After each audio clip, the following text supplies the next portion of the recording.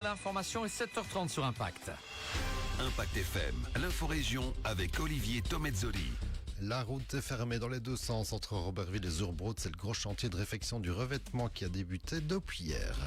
Les gros plans sur les élections communales à Stoumont. Présentation de deux listes ce matin. Stoumont demain, emmené par Sophie Bronn, et Vivre ensemble, emmené par Didier Gilquinet, le bourgmestre sortant. Mardi 24 septembre, le développement des titres de l'info de l'arrondissement. Présentation Olivier Tomezzoli.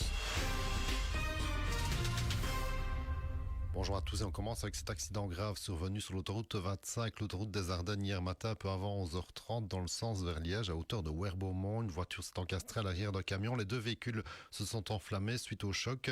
Les pompiers de la zone 5 ont reçu des renforts de la zone Vesdre, Ogne et Plateau pour maîtriser les flammes tout en tentant de sauver les victimes de ce terrible crash. Mais pas d'infos sur l'état de santé des éventuelles victimes. L'autoroute, elle, a été fermée pendant de très longues heures hier avec déviation via la sortie Werbeaumont, créant de longues file sur la nationale 30 en direction de Liège, impactant aussi pas mal la nationale 66 menant à Chevron.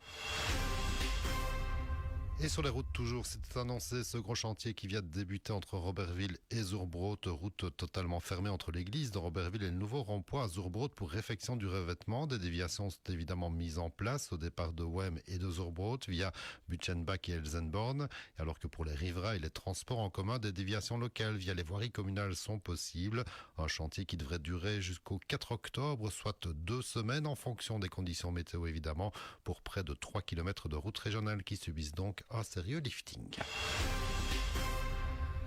Élection communale, direction Stoumont, où on vous propose ce matin la présentation officielle de deux listes, des listes dévoilées devant la presse assez tardivement, et donc pour ne pas déborder sur la fin de la campagne électorale, on s'arrête donc un petit peu plus longuement dans cette commune de Stoumont, en commençant par Stoumont demain, liste de l'ancien bourgmestre José Dupont, qui sera bien présent sur cette liste, mais il est dans l'opposition depuis 2006, liste qui est emmenée par une femme, Sophie Bronn, qui a accepté le défi lancé par José Dupont de se présenter clairement comme candidate bourgmestre. J'ai accepté effectivement l'invitation de José Dupont parce que je suis quelqu'un qui aime les projets. J'aime bien être au cœur des problèmes, j'aime bien chercher des solutions, j'aime bien mettre les mains dans le cambouis, et je trouve que Stoumont est une tellement belle commune, il y a tellement de choses à faire qu'à un moment donné j'ai vraiment envie de mettre mon temps, écouter les citoyens, leur donner confiance, qu'ils adhèrent au projet de la rénovation complète et entière de la commune, vivre dans une meilleure commune aux côtés de Stoumont demain. Vous êtes candidate bourgmestre aussi, ce sera une première aussi, prête à vous investir finalement pour la commune? Ah oui, non, ça c'est clairement. Je vais dire que les personnes qui me connaissent savent que je peux me retrousser les manches, que je mets les mains dedans, et quand j'ai décidé de faire quelque chose, voilà, je suis quelqu'un de déterminé, persévérante et extrêmement motivée et dynamique. Sophie Bronn qui est donc prête à assumer le choix de l'électeur stoumontois au soir du 13 octobre avec comme argument un programme établi en 5 grandes priorités. Alors au niveau des priorités, nous en avons relevé 5. Donc c'est l'entretien du patrimoine, c'est-à-dire les voiries et les bâtiments. C'est la taxation maîtrisée et donc par là diminuer l'impôt des personnes physiques de 1%, donc la ramener à 7% à la place de 8%. Une crèche tout en étant d'accord de continuer l'étude du projet MRS, établir aussi un local au niveau de l'ONE. Le bien-être du personnel, pour moi, est vraiment quelque chose d'essentiel parce que si on n'a pas des agents contents, ils ont tendance à peut-être moins performer dans leur profession. Et alors développer donc l'activité économique, c'est rouvrir l'office du tourisme et être à l'écoute des préoccupations des agriculteurs. Et face à Stoumont demain, on retrouve la liste du bourgmestre sortant Didier Gilquinet, liste Vivre ensemble, qui elle non plus n'a pas changé de nom. Didier Gilquinet qui emmène une liste renouvelée en partie tout en conservant plusieurs membres de l'actuelle majorité absolue.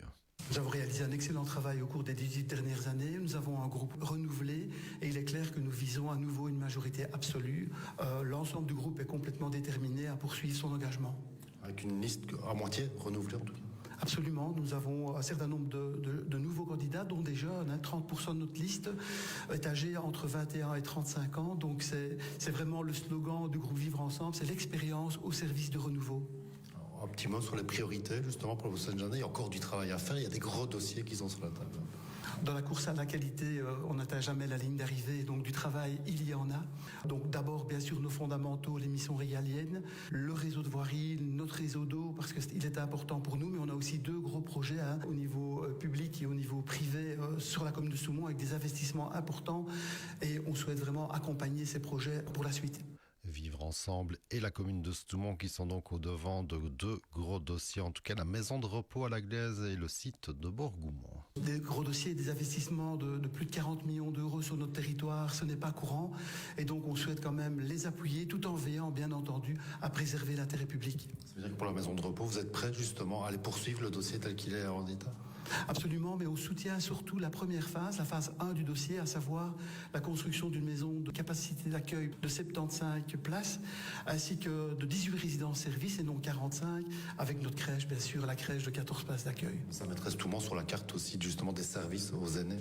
Absolument, et surtout dans le cadre d'une offre publique qui est essentielle à nos yeux au niveau de l'accessibilité aux services.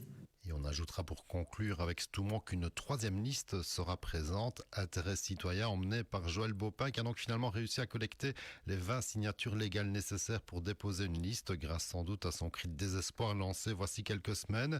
Une liste Intérêt citoyen qui ne comptera que 2 candidats incomplète, donc on ne pourra pas l'inviter ni inviter un des 2 candidats à notre débat consacré à Stoumont, qui est lui déjà programmé le mardi 8 octobre en direct sur notre antenne. Notez-le déjà dans vos agendas.